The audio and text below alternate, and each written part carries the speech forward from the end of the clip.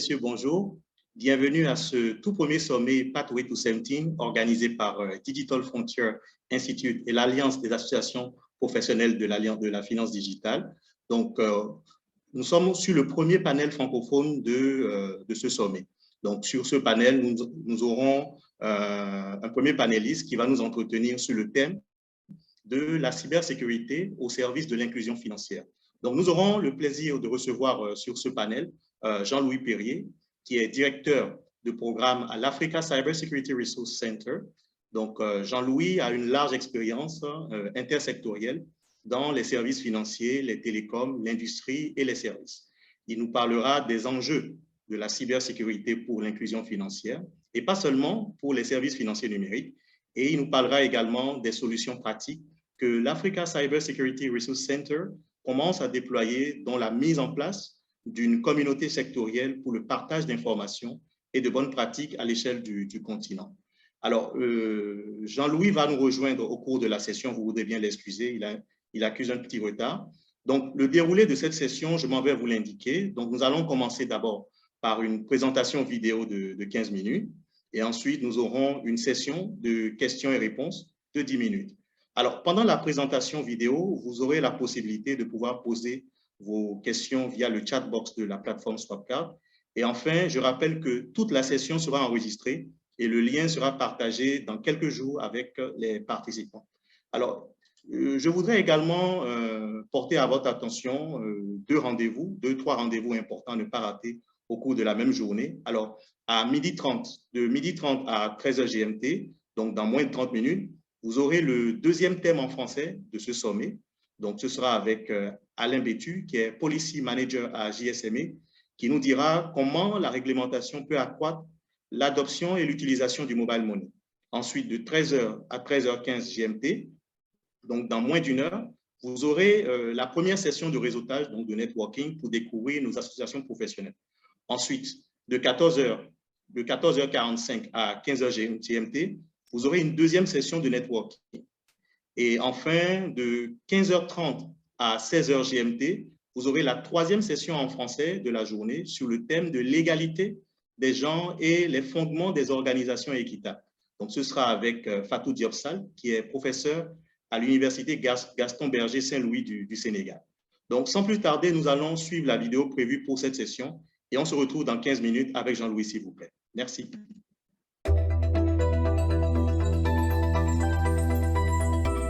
Bonjour, je m'appelle Jean-Louis Perrier, je suis le directeur du programme Africa Cybersecurity Resource Center for Financial Inclusion, ou ACRC, que je vais vous présenter maintenant. Alors, ACRC est un consortium en partenariat public-privé et à but non lucratif, et c'est une équipe d'à peu près 350 experts en cybersécurité, venant de l'Agence nationale de cybersécurité du Luxembourg, de l'Université du Luxembourg, qui est un gros centre de recherche avec à peu près 200 chercheurs. Également, pour le côté privé, donc le groupe Excellium et Suricat Solutions. Excellium est le leader de la sécurité au Luxembourg, avec à peu près 130 experts. Et Suricat est la partie active en Afrique, avec une quinzaine d'experts basés à Dakar aujourd'hui. Alors, le problème, c'est que le secteur financier africain et l'inclusion financière en particulier sont très exposés à l'insécurité cyber. Dans 86% des cas, la motivation des attaques est financière. Et dans 55% des cas, c'est le crime organisé qui est derrière ces attaques. On a 70% des cas où les attaques sont externes. Enfin, il est difficile de détecter les menaces puisque le délai moyen dans les benchmarks internationaux pour détecter une menace sont d'environ 280 jours, ce qui laisse le temps au hacker de faire à peu près tout ce qu'il veut dans votre entreprise. Alors, le secteur financier en Afrique, c'est environ 3000 institutions financières et fintech sur tout le continent, et ça représente entre 250 et 300 millions de clients, dont évidemment beaucoup sont extrêmement fragiles et auraient du mal à se remettre de pertes d'actifs financiers. Les banques centrales considèrent à 78% que la cybersécurité représente un des 3 risques principaux et c'est très identifié comme étant une des principales menace au développement de l'inclusion financière.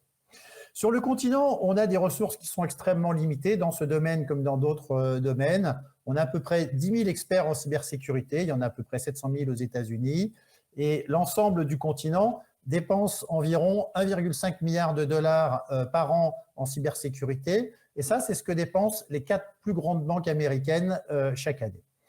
On peut difficilement encore se reposer sur le secteur public. Il n'y a qu'une quinzaine de pays qui ont une agence nationale de cybersécurité sur le continent. Et tout ce qui concerne le partage d'informations, la coordination, l'établissement de données est extrêmement embryonnaire. Donc on a considéré que face à l'urgence de développer l'inclusion financière et les services financiers numériques, bien sûr, face à un coût d'environ 3,5 milliards de dollars par an de la cybercriminalité pour le continent, face à l'augmentation aussi du nombre d'incidents graves, c'est-à-dire entre 500 000 et 1 million de dollars de pertes, face au renforcement de la réglementation, eh bien, les 3 000 institutions du secteur doivent améliorer radicalement leur cyber-résilience, donc la capacité à résister aux incidents, et ça de manière intelligente, puisqu'on n'aura jamais l'ensemble des ressources nécessaires. Alors, comment faire pour développer la résilience ? Cette présentation a été élaborée par le Fonds monétaire international très récemment, en décembre, et montre qu'au-delà des fondations qui sont bien connues, sensibilisation des collaborateurs et du management, hygiène informatique de base, quelques mesures préventives, il est important de combler un certain nombre de lacunes. Ces lacunes, c'est d'abord intégrer le risque de cybersécurité dans l'analyse de la stabilité financière. Deuxièmement, avoir une cohérence entre la réglementation et la supervision. Troisièmement, entraîner, renforcer la capacité à répondre et à récupérer des attaques. Le partage d'informations est bien évidemment capital. Le travail sur la dissuasion des cyberattaques et enfin le développement des capacités. Alors, le projet SRC a pour objectif donc d'améliorer la résilience des institutions d'inclusion financière et de l'ensemble des institutions financières d'Afrique et de protéger leurs clients contre les cybermenaces afin de favoriser l'inclusion financière et de sécuriser le développement des services financiers numériques. On a adopté une approche très innovante. Elle est sectorielle, c'est-à-dire que le projet ne s'intéresse qu'au secteur financier. Elle est régionale. Il faut régionale au sens de l'ensemble de l'Afrique ou continentale. C'est ça qui permet d'atteindre un effet d'échelle et donc d'avoir un ensemble qui est durable, donc soutenable économiquement. Il est inclusif parce qu'on a pour objectif de servir donc à la fois des institutions de microfinance depuis des petites institutions rurales de niveau 3 jusqu'aux banques internationales et bien sûr aux banques centrales qui ont également un nombre important de besoins en cybersécurité. Très important pour permettre un échange de confiance entre pairs, c'est l'indépendance et l'éthique. Donc on a mis en place un certain nombre de garde-fous, de structures qui permettent d'assurer ça. Le travail sur la collaboration, aussi bien au sein du secteur qu'avec les autorités et les partenaires locaux, internationaux ou multilatéraux. La qualité, c'est pas parce qu'on a moins de ressources qu'on peut se satisfaire de services de qualité inférieurs. Donc notre objectif, c'est de livrer des services de classe mondiale, mais à des coûts abordables sur le continent. Enfin, le développement du capital humain est absolument essentiel. Dans notre cas, on a prévu de recruter, de former plus de 100 experts spécialisés sur 3 sites en Afrique de l'Ouest et en Afrique de l'Est d'ici 3 à 5 ans. Et ça va jusqu'à mettre en place des masters en cybersécurité, à travailler sur le comblement du passif que peuvent avoir les femmes dans le domaine de la cybersécurité. Il y a beaucoup d'excellentes ressources dont on peut flécher des parcours pour les associer à cet effort. Alors, l'idée, c'est de construire un écosystème qui soit à la fois cohérent et ouvert. Donc, je rappelle que c'est une organisation régionale et sectorielle à but non lucratif qui va à la fois s'adresser aux régulateurs et aux superviseurs ou les banques centrales, mais également aux fournisseurs de services financiers et à l'ensemble de l'inclusion financière. Une organisation indépendante, ça qui permet d'avoir une agilité, une cohérence, une qualité et une durabilité. Enfin, la notion de communauté de confiance est absolument centrale dans notre projet. C'est ça qui va permettre le partage des informations et également, très important dans les pays émergents, le partage des bonnes pratiques de sécurité. Les composantes complémentaires vont permettre de développer la recherche, le développement et l'innovation, vont permettre d'apporter du conseil stratégique et réglementaire aux banques centrales, vont permettre de faire du renforcement de capacités, etc. L'ensemble de ces initiatives doit être complètement cohérent et en synergie avec les initiatives qui existent, soit promues par des associations professionnelles, des universités, d'autres organisations, les autorités, les donateurs, etc. Donc là, on commence à voir sur le schéma quelque chose qui ressemble à un mécanisme vivant, donc un écosystème. Enfin, l'idée, c'est de développer un réseau de partenaires de proximité. C'est des partenaires privés qui vont apporter donc des services spécifiques et plus locaux de réponse aux incidents, de surveillance ou de supervision de sécurité et l'ensemble des services, je dirais, habituels de sécurité. Voilà. En termes de déploiement, donc nous avons bénéficié d'un financement initial de la Banque africaine de développement et en particulier de l'African Digital Financial Inclusion Initiative.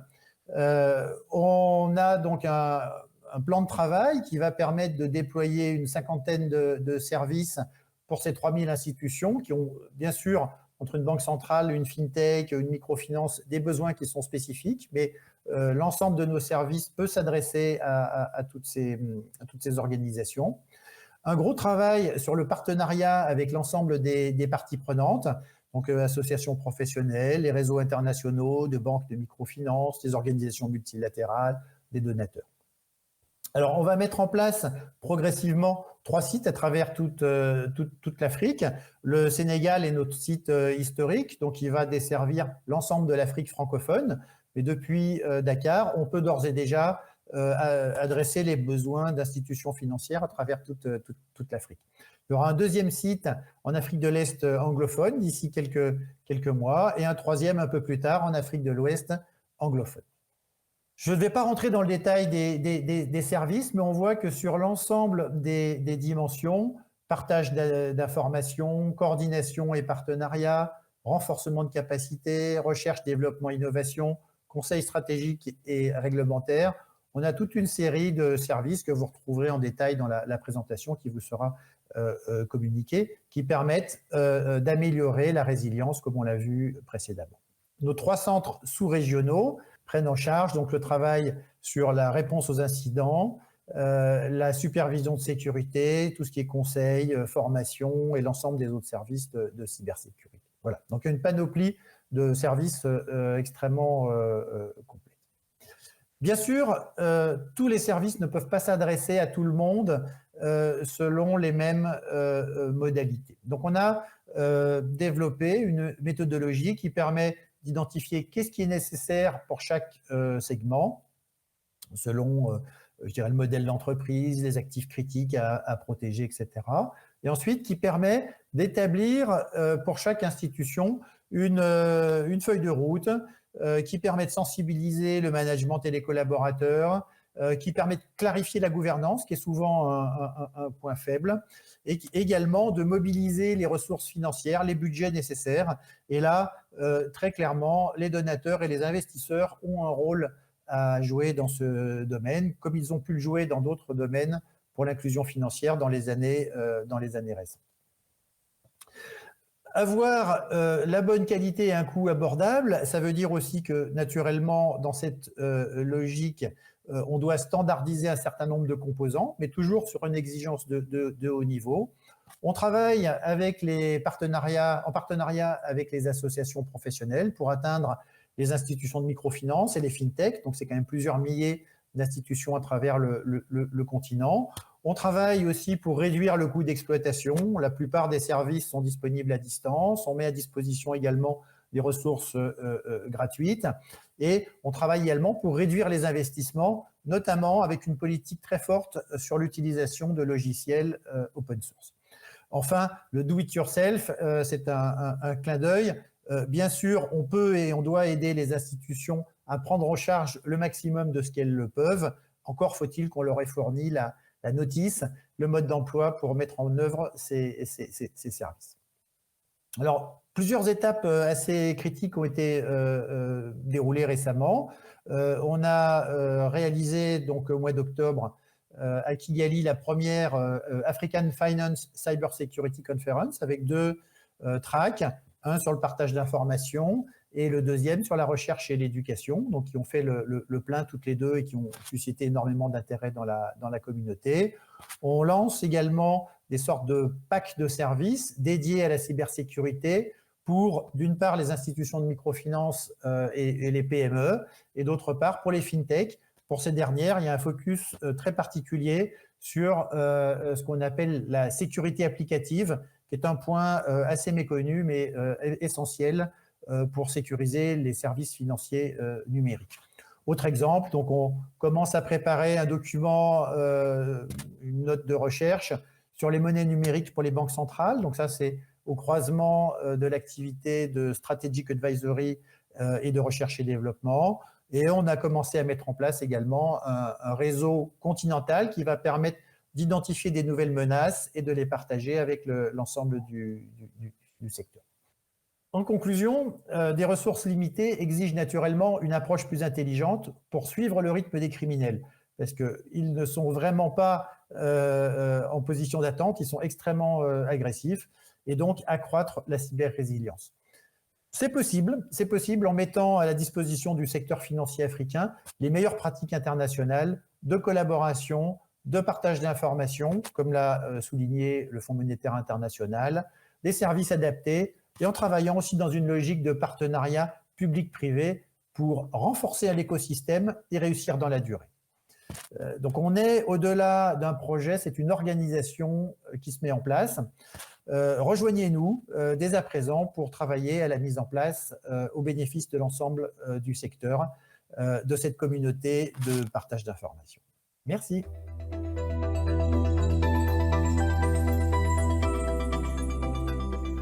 Eh bien voilà, nous en savons un peu plus sur la cybersécurité au service de l'inclusion financière. Eh bien, je vous disais tout à l'heure que Jean-Louis allait nous rejoindre. Jean-Louis, soyez le bienvenu. Pouvez-vous activer votre micro, s'il vous plaît? Oui. Bonjour Maxime, bonjour à tous. Merci de m'accueillir aujourd'hui. Merci Jean-Louis. Encore une fois, merci pour cette brillante présentation. En fait, là, nous avons quelques questions voilà, qui ont été suscitées justement par le déroulé de cette vidéo. Déjà, au cours de la présentation, vous avez évoqué par exemple les délais pour détecter une menace qui sont d'environ 280 jours. Alors, la première question que nous avons pour vous, c'est de savoir pourquoi le temps de détection des menaces est si long. En fait, il y a plusieurs raisons. D'une part, les hackers sont très compétents. Ils bénéficient d'outils et ils partagent des outils. Ils sont organisés, eux, d'ores et déjà, et ce n'est pas juste à New York, ce n'est pas à Paris et à Londres, mais c'est aussi en Afrique. On voit très bien que les hackers sont organisés en réseaux internationaux et avec des chaînes de valeur particulières. Il y a des gens qui développent les outils, des autres qui les exploitent, les troisièmes qui soit vont récupérer l'argent, soit vont commercialiser les données qui ont été volées par leurs collègues. Donc, c'est une criminalité qui est très structurée. Donc, on voit aussi que les réseaux, entre guillemets, privés, criminels privés, utilisent également des technologies qui ont été développées par des États. Donc, des choses qui sont extrêmement sophistiquées. Donc, tout ça, ça fait que les menaces, maintenant, les hackers, même dans les pays émergents, disposent de boîtes à outils assez confortables, je dirais. Et en face, Tout simplement, les gens sont, et c'est une forte tendance dans les pays émergents, les gens se reposent sur deux croyances qui sont malheureusement assez facilement contournables. La première, c'est que la technologie permet de protéger les entreprises. Et la deuxième, c'est que les normes, les standards, ce qu'on appelle de manière générale la gouvernance, permet également de protéger les entreprises. Bon, il faut savoir que ce n'est pas parce qu'on est conforme à la norme ISO 27001, PCI DSS ou les autres normes qui existent en cybersécurité que ça évidemment interdit à quelqu'un de rentrer chez vous. Ça va réduire le risque, mais naturellement, on voit tous les jours, les risques restent très élevés. Donc voilà, d'une part, performance des attaquants et d'autre part, une compréhension qui est encore très rudimentaire de la part des défenseurs de ce que c'est que réellement le cybercrime. Merci Jean-Louis. Je crois qu'il nous reste moins de 8 minutes, mais nous allons essayer quand même de poser encore très rapidement 2 questions avant de rejoindre la seconde session en français sur la réglementation du mobile money. Alors, vous avez également évoqué au cours de votre présentation un chiffre. Par exemple, vous disiez que l'ensemble du continent dépense en moyenne 1,5 milliard de dollars et que ça correspondait à peine au budget des 4 plus grandes banques aux États-Unis. Et vous avez aussi indiqué que seuls 15 pays en Afrique disposent d'un centre de lutte contre la cybercriminalité. Alors, la question en fait qui vous est adressée est de savoir comment les États africains, là je veux dire, pourraient mobiliser plus de financement pour lutter contre la cybercriminalité. Oui, alors c'est une très bonne question, c'est un peu au cœur du problème. Et aussi, c'est pour ça qu'on a créé ACRC. On voit que malheureusement, le secteur financier ne peut pas se reposer sur les États, sauf dans quelques pays. Mais il faut aussi voir la réalité en face, même dans la quinzaine, alors ça augmente, chaque année, il y a 1 ou 2 pays supplémentaires qui réussissent à créer une structure nationale. Malheureusement, ces structures doivent faire face au trafic d'êtres humains, au trafic de drogue à travers l'Internet, bien sûr, au trafic de défense d'éléphants et des tas d'autres sortes de criminalités, à la pédopornographie, etc.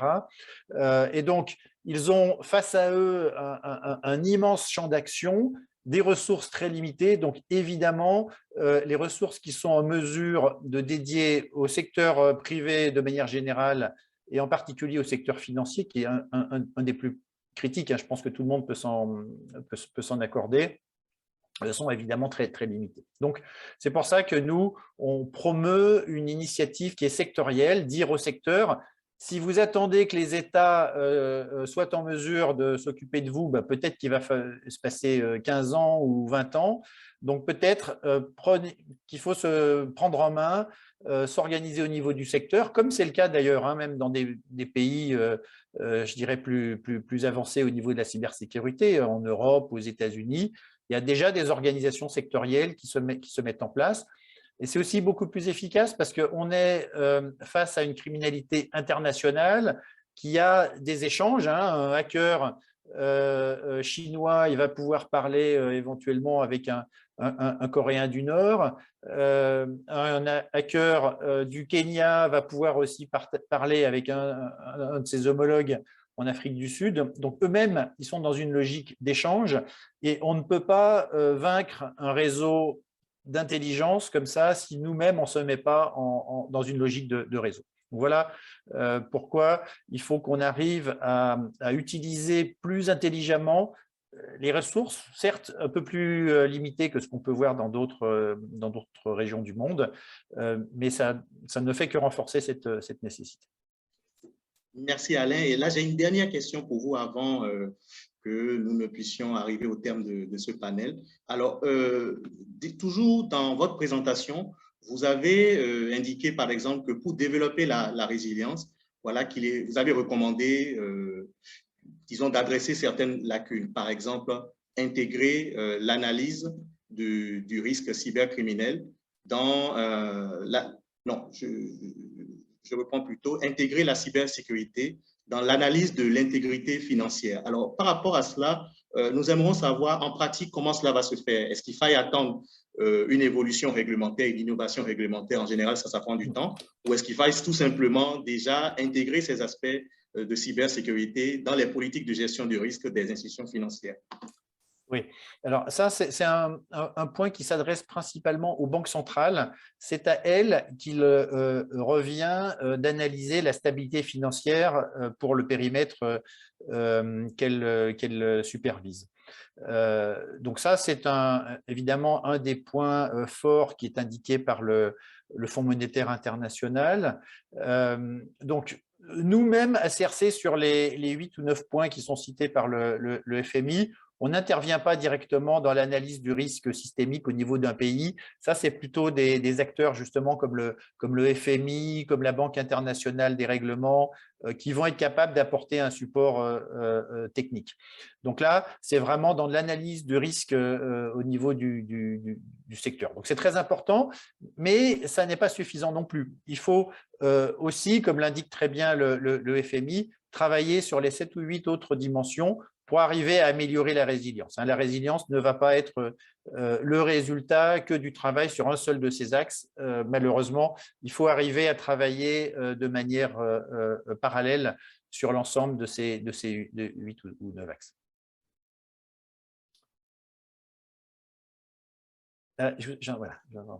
Merci à vous, Jean-Louis. Malheureusement, nous arrivons au terme de cette première session en français du Summit Pathway to 17. Nous avons appris beaucoup de choses sur le thème sur lequel vous nous avez longuement entretenu, la cybersécurité au service de l'inclusion financière.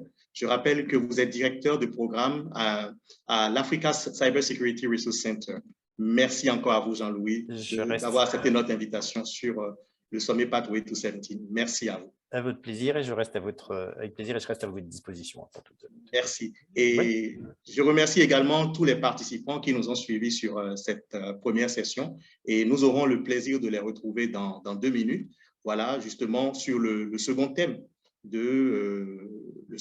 en français de la journée. Ce sera justement sur la réglementation, comment cette réglementation peut accroître l'adoption et l'utilisation du mobile money. Donc, ce sera avec Alain Bétu, qui est Policy Manager à JSMA.